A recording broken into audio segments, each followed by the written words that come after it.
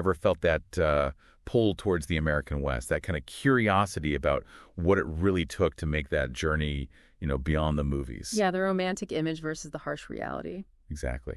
We're talking about the Great Westward Expansion, and today we're really diving deep into, well, the main artery, the Oregon Trail. It's hard to even picture it, isn't it? A 2,170-mile wagon route. Stretching all the way from the Missouri River out to the Oregon Territory valleys. And you, our listener, shared some amazing sources with us. So our mission today is pretty straightforward. Let's pull out the key facts, find those surprising details, and really try to get a handle on what this trail meant. Okay, sounds good. And where better to start than, the very beginning? How did this thing even come about? Right. Because it wasn't, planned out on a map from day one. Our sources show it really evolved. It started as these rough paths made by fur traders, trappers, mostly between 1811 and 1840. So just paths, like you could only go on foot or maybe horseback. Pretty much, yeah. Initially, super rugged. Okay, so these early guys, the mountain men, they're kind of feeling out the territory. And then what happens? 1836. That's a key date, yeah. The first sort of organized migrant wagon train sets off from Independence, Missouri. Independence, Missouri. Okay. And they're heading for Fort Hall out in Idaho. That was the goal for that first group, yeah, a major step. And it just kind of grew from there, didn't it? Pushing further west until they finally hit the Willamette Valley. It feels like this constant process, adapting, finding the way. Definitely. And it wasn't just one single starting line either. No. The documents you sent show people started in Iowa, other spots in Missouri, Nebraska territory. They sort of funneled together near Fort Kearny in Nebraska. Converging. And the big draw, the reason for all this, fertile land, right? West of the Rockies. That was the dream, absolutely. That promise of good farmland pulled so many people. And the numbers are just staggering when you think about it. How many are we talking? Well, between roughly 1846 and 1869, which was the peak period, maybe 400,000 people, settlers, farmers, miners, business owners looking for opportunities. 400,000. Wow. Using this trail and its offshoots. Exactly. And it's important to remember the Oregon Trail wasn't totally unique in its early stages. It shared the path with other major trails for a while. Like the California Trail. Yep. The California Trail branched off. That started around 1843. And the Mormon Trail from 47 heading to Utah. Even the Bozeman Trail later on in the 1860s. They all used parts of the same initial route. Okay, so it's this massive migration highway system almost. Right. But didn't last forever, did it? I found that part in the sources really interesting. No, it had a definite peak era. What changed things? The railroad, right. 1869, first transcontinental railroad. That was the big one. Yeah. Suddenly there's a way to get west that's faster, cheaper, and crucially safer. A total game changer. You have to imagine going from a 6-month dangerous wagon journey to, week-long train trip. It's like a whole way of life just faded. And it's wild to think that today, driving on, say, I-80 or I-84... You're basically on top of it. You're following parts of that same route. Yeah. That history is literally under the pavement. It really is. Which kind of brings up the question of, how people even knew about this area before the trail. The desire for a route west goes back further. Lewis and Clark, exactly. 1804 to 1806. Jefferson sent them to find a water route, didn't he? For trade. Yeah, that was the mission. Find a river highway to the Pacific. Did they find it? Well, they made it to the Pacific, which was huge, an incredible feat of exploration. But not exactly an easy, wagon-friendly water route. No, not at all. Those passes they used in the northern Rockies, like Lemhi and Lolo, super difficult, impassable for wagons. But they weren't failures, right? I mean, for the later travelers. Oh, absolutely not. They mapped the Platte River Valley, the Snake River Valley. Those became essentially the bookends of the main Oregon Trail route later on. So they charted the key rivers, the general direction, even if they didn't find the easy pass Jefferson hoped for, or South Pass itself. Exactly. They laid crucial groundwork. The mountain men built on what they found. And it didn't take long for others to try and capitalize on that, did it? John Jacob Astor. Right, the Pacific Fur Company. Founded 1810, Astor sent an overland expedition led by Wilson Price Hunt. And they took a different route than Lewis and Clark. A bit further south, yeah. Through Wyoming, down the Snake in Idaho. They had a really rough time. Lost horses, tried navigating the river, which was a disaster. Sounds brutal. It was. But crucially, they showed that the route along the Snake River Plain towards the Columbia River was basically passable. It needed work, sure, but you could potentially get wagons through much of it. Okay, so Hunt proved parts of it were feasible. Then there's Robert Stewart, going the other way, east, in 1812, 1813. And this is a really key moment. Why is that? Because, trying to avoid potential trouble with native groups further north, they swung south, and they stumbled upon South Pass. The key. The easy way over the Rockies. The key. A wide, relatively gentle crossing of the Continental Divide.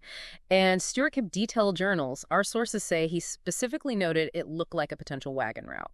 Wow. So he found it and realized its importance, but then nothing. Pretty much nothing for over 10 years. The War of 1812 kind of put a pause on American westward activity. It's amazing to think that discovery just sat there. Talk about a missed opportunity, yeah.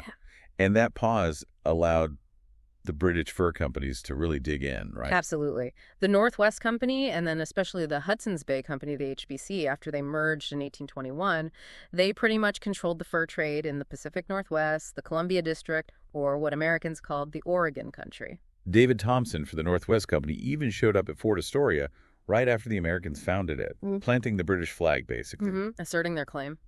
So the British are dominant. The War of 1812 ends. The U.S. technically gets its property back, but it's this period of joint occupation, and the HBC is actively trying to keep Americans out. That was the official policy, yeah. Discourage American trappers, settlers. But reality was a bit different. How so? Well, by the late 1820s, you start getting American missionaries trickling in, some former trappers deciding to settle, and the HBC factored the guy in charge at Fort Vancouver, John McLaughlin. Ah, the father of Oregon. That's him. Despite the official policy, McLaughlin actually gave a lot of help to these early American arrivals. Food, supplies, basically kept them going until they could get established. So kind of working against his own company's interests in a way. You could see it like that. It was complex. He was helping individuals survive, but it inadvertently paved the way for more American settlement. And Fort Vancouver itself was like the main hub for everything back then. Totally. The center of the fur trade and a vital resupply stop for the very first Oregon Trail travelers. The HBC had other forts, too. Colville, Nisqually, Fort Hall, Fort Boise. They generally helped pioneers out, even if they weren't thrilled about them being there. But then the whole fur trade starts to fizzle out in the 1840s. Yeah, fashion changes. Beaver hats weren't the big thing anymore. The less demand for beaver pelts. And then the politics shift, too, with the Oregon Treaty in 1846. Right. That finally settles the border dispute between the U.S. and Britain at the 49th parallel. So the U.S. gets clear control of the Oregon Territory south of that line. Big change. Huge change. And it happens right around the time people's ideas about the land between Missouri and Oregon are also changing. You mean the Great American Desert idea? Exactly. Early explorers like Zebulon Pike and Stephen Long had described the Great Plains as, basically useless, unfit for farming, too dry, no trees. Which is kind of funny, considering the massive bison herds living there. They kind of missed that part, but that desert image stuck. So in the 1840s, people weren't really interested in settling the plains. Not really. It seemed unattractive, and for a while it wasn't even legal to homestead there anyway. That made Oregon, with its reputation for fertile land and a good climate, look even better. Like the desert idea actually pushed people towards Oregon. In a way, yeah. It channeled the westward energy. Yeah. And who knew that desert better than anyone? The mountain men. Yeah. The fur trappers. Exactly.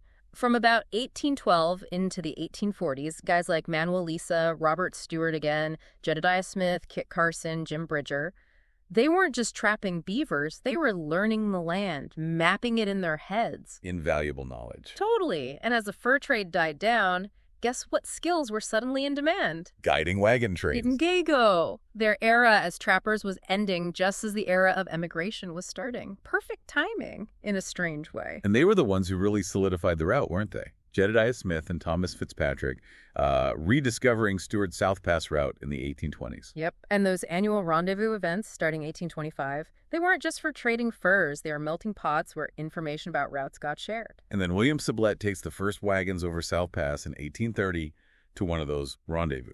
Another huge milestone, proving wagons could make it that far, at least on the eastern half, even though the Platte River wasn't navigable for boats. Its valley was perfect for wagons. Flat. Water nearby, mostly. A natural highway.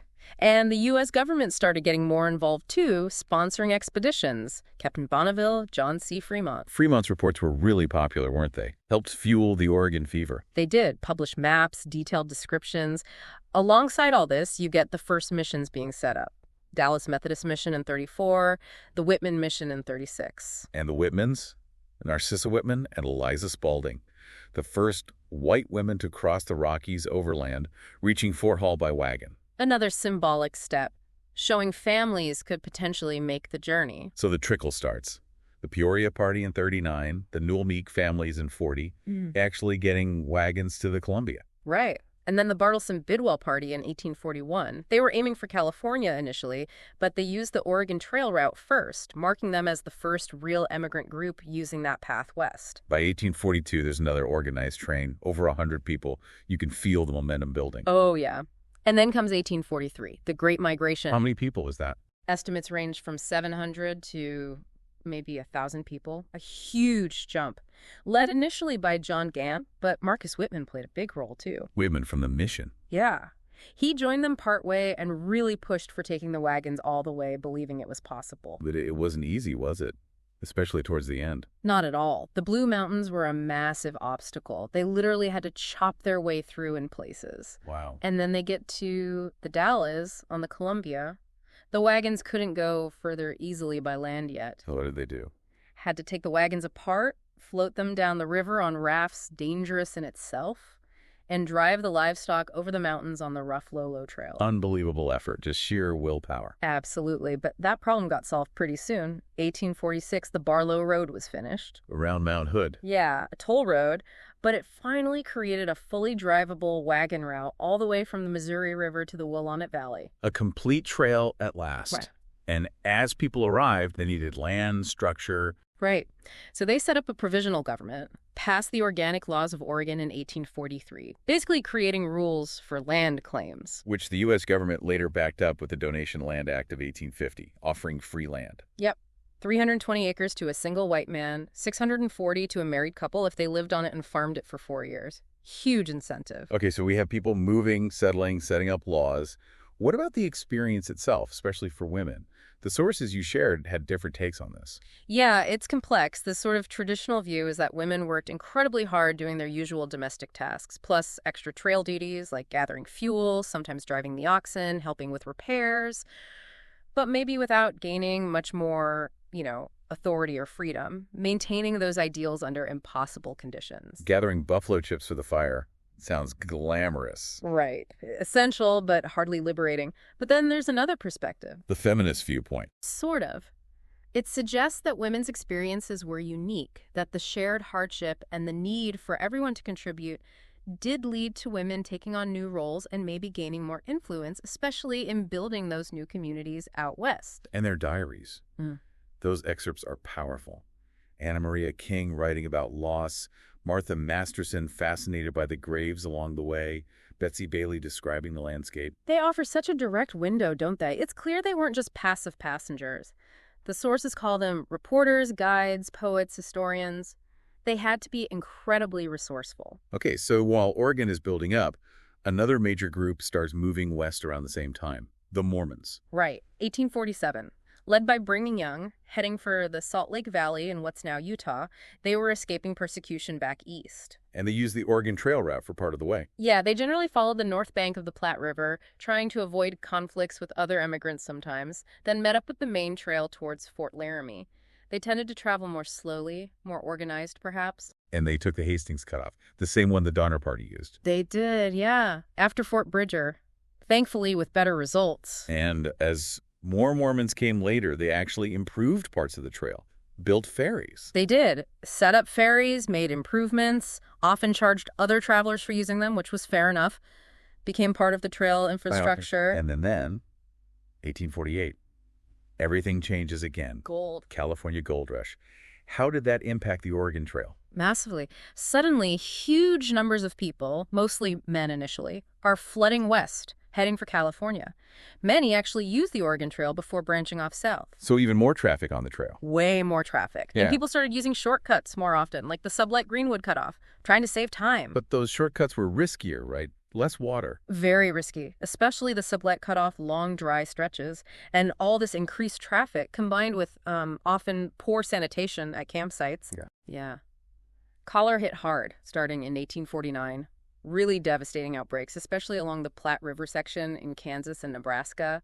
killed thousands. Just another danger on top of everything else. And the sources mentioned the 1850 census in California showing how skewed the population was. Overwhelmingly male. Shows you who was rushing out there for gold initially. A lot of men from Oregon even headed south for a bit. So the trail is adapting to this gold fever. Yeah.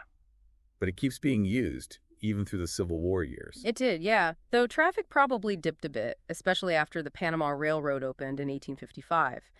That offered a faster, though partly by sea, alternative route to California. But the overland trail itself kept evolving. Ferries became more common. Lots of ferries popped up at river crossings, made things faster, safer than fording, but added to the cost of the journey. And new routes developed, like the Central Overland Route. Yep, around 1859, 1860, a shorter, more direct route further south, especially through Nevada. And that's the route the Pony Express used, partly. Exactly. The Pony Express, 1860, 1861, romantic image, but short-lived. It used the established Oregon-California Mormon trails in the east, then switched to the Central Overland route further west for its stations. But then the telegraph came along. Right. The first transcontinental telegraph line finished in 1861, following a similar route. Made the Pony Express obsolete almost overnight. Stagecoach lines like the Butterfield Overland and Mail also shifted to that central route. Technology was rapidly changing things. And the biggest change, of course, was the Transcontinental Railroad in 1869. Did that just kill the Oregon Trail? For emigrant wagon trains, pretty much, yeah. The railroad was so much faster, safer, and eventually cheaper, but the trail didn't vanish entirely. No. What was it still used for? Livestock drives mostly. Our sources mention huge herds of cattle, horses, sheep, even turkeys being driven west. Prices were much higher out west, so it was still profitable to walk them across the country using the old trail for forage and water. Wow, turkeys. I can't even imagine driving turkeys that far. Must have been quite a sight. So the trail adapted again, and people kept finding shortcuts, cutoffs, usually sticking to river valleys for the grass and water. Starting points also shifted over time. Independence and Westport were early hubs, but later St. Joseph, Omaha, Council Bluffs became important too. And the endpoint.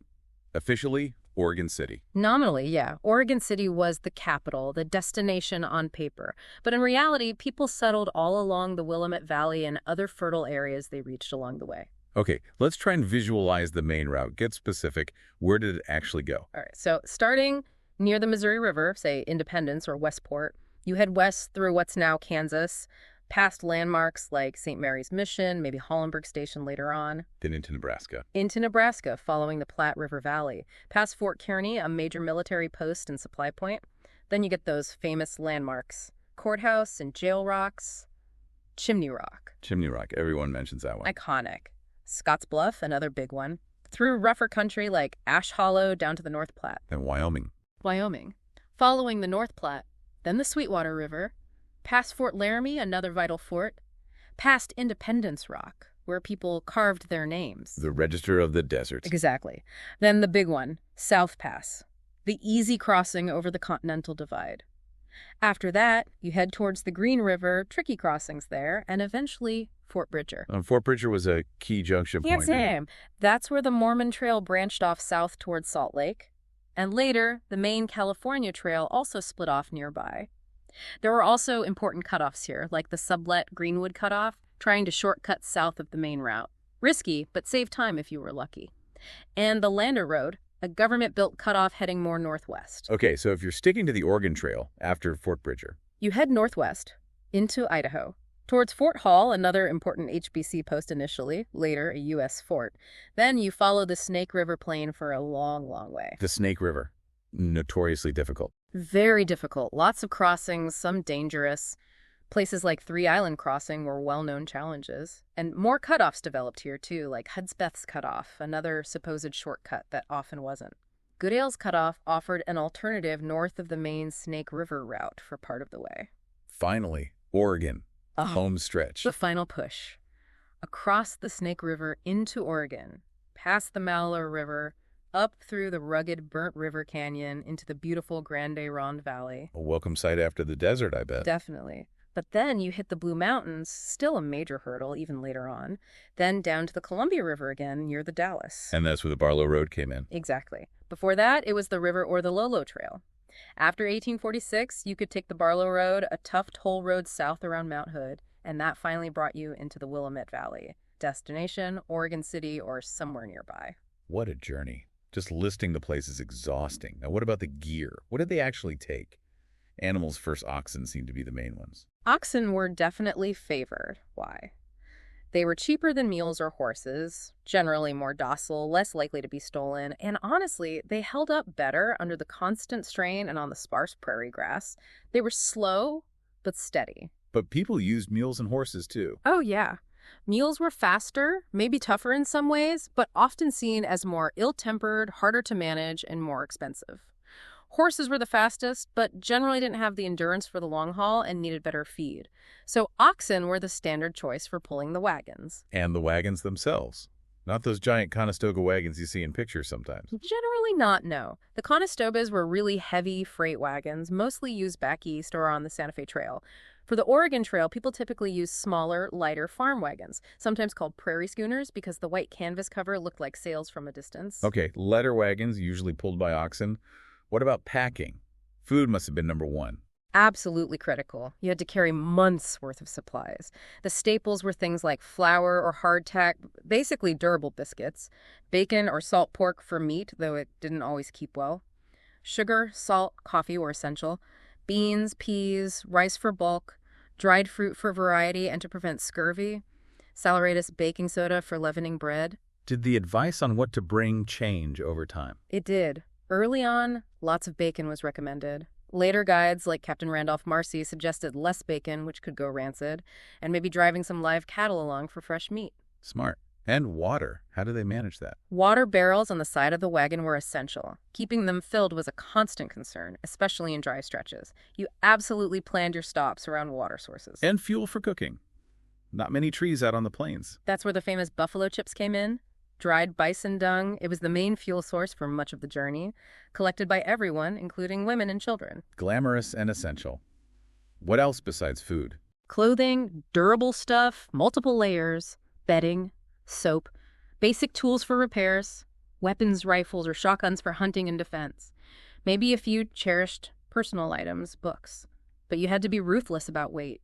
People ended up ditching stuff along the way. Constantly. You'd see abandoned furniture, stoves, even food sometimes as animals weakened or people needed to lighten the load, especially before difficult mountain crossings. Sharing resources within the wagon train was also common, essential for survival. Okay, let's talk numbers again. You mentioned maybe 400,000 people overall. How many went where?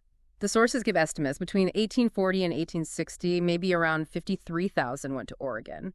But California, especially after 48, drew way more, perhaps 200,000 or more in that same period. And Utah saw significant Mormon migration, maybe 40,000 plus. These are rough figures, obviously. And the deaths. You said cholera was bad. What else? It's hard to get exact death tolls because so many graves were unmarked, just shallow burials along the trail to avoid weighing down the wagons. But yeah, disease was the biggest killer by far. Cholera, dysentery, typhoid fever, things spread easily in camps. What about conflicts with Native Americans? That's often emphasized in movies. It happened, definitely, and incidents increased after about 1860 as traffic grew and resources got strained. But overall, disease killed vastly more people than conflict did, especially in the peak years. Other causes: freezing, especially if caught out late in the season, scurvy from lack of vitamin C. Accidents were tragically common, getting run over by wagon wheels, accidental shootings, drownings at river crossings. The Donner Party is the ultimate cautionary tale, isn't it? Getting trapped by snow. A horrific example of what could happen if things went badly wrong. But most people did make it. The estimated death rate is somewhere between 3 and 10%. Still, that could mean, 16,000 people or more potentially died along the way. A staggering loss of life. And the cost. It wasn't free to just pack up and go. Definitely not. You needed a wagon, animals, several hundred pounds of food per person, tools, weapons. Estimates vary, but it could easily cost several $100s per family, which was a huge sum back then. Many people sold everything they owned just to afford the trip. So the Oregon Trail was the main route, but not the only way west. No, there were other options, though maybe less common for families heading to Oregon or California initially.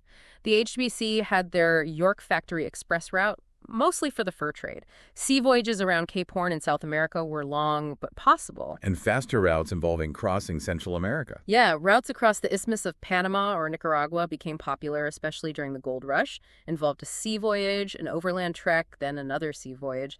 Faster than Cape Horn, but still expensive and had its own dangers, like tropical diseases.